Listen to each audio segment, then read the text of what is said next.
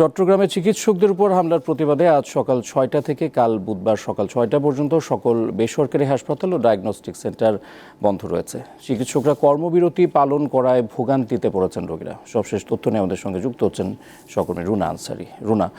রুনা, চিকিৎসকের উপর হামলার ঘটনা কবে ঘটেছে আর কর্মবিরতি প্রত্যাহারের কোনো উদ্যোগ নেওয়া হয়েছে কিনা?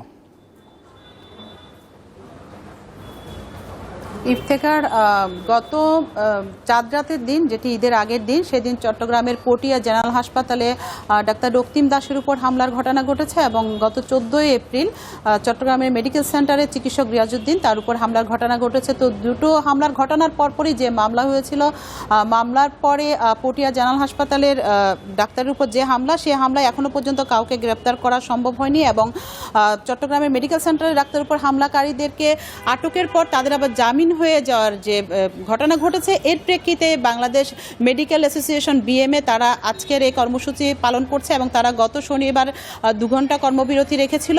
তো তাদের সাথে আমরা কথা বলেছি, সেটি হচ্ছে তারা প্রতিনিয়ত যেহেতু রোগী সেবা দেওয়ার জন্য তারা চেষ্টা করে, কিন্তু হঠাৎ করে কোনো বিচ্ছিন্ন ঘটনা ঘটে যাওয়ার পর, দুর্ঘটনা ঘটার পর তারা চিকিৎসকের উপর যে নির্মমভাবে তারা হামলা চালিয়েছে, সেটি তারা কোনোভাবেই নিরাপদে তারা রোগীদেরকে সেবা দিতে তারা সাহস করতে পারছেন না।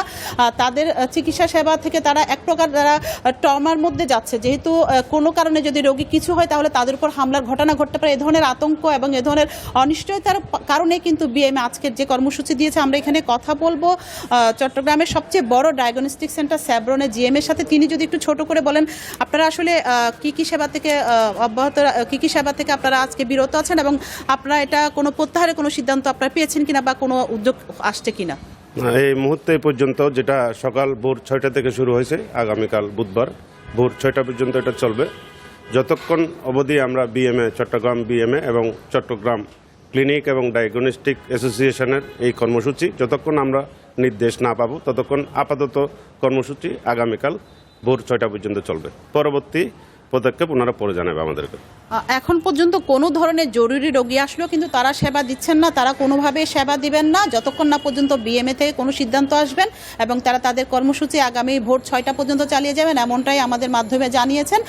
এই ঘটনার পরিপ্রেক্ষিতে কিন্তু চট্টগ্রামের সরকারি হাসপাতাল, যেটি চট্টগ্রাম মেডিকেল কলেজ হাসপাতালে, সেখানে প্রচুর রোগীর চাপ সৃষ্টি হয়েছে, আমরা সকাল থেকে দেখেছি এবং তারা কিন্তু রোগীদের চিকিৎসা দিতে হিমশিম খাচ্ছে, যেহেতু নতুন করে কোনো রোগী ভর্তি নিচ্ছেন না, কোনো ধরনের ডায়াগনস্টিক কোনো টেস্ট করছেন না এবং প্রতিনিয়ত যে ইমার্জেন্সি রোগীগুলো আসছে সেগুলো সবগুলোই চট্টগ্রামে যে পরিমাণ বেসরকারি হাসপাতাল রয়েছে সবগুলো রোগী চট্টগ্রাম মেডিকেল কলেজে তারা চিকিৎসা নিচ্ছেন। ইফতেখার, দর্শক, চট্টগ্রামে বেসরকারি হাসপাতালের চিকিৎসকদের কর্মবিরতির বিষয়ে জানাতে যুক্ত ছিলেন সহকর্মী রুনা আনসারি।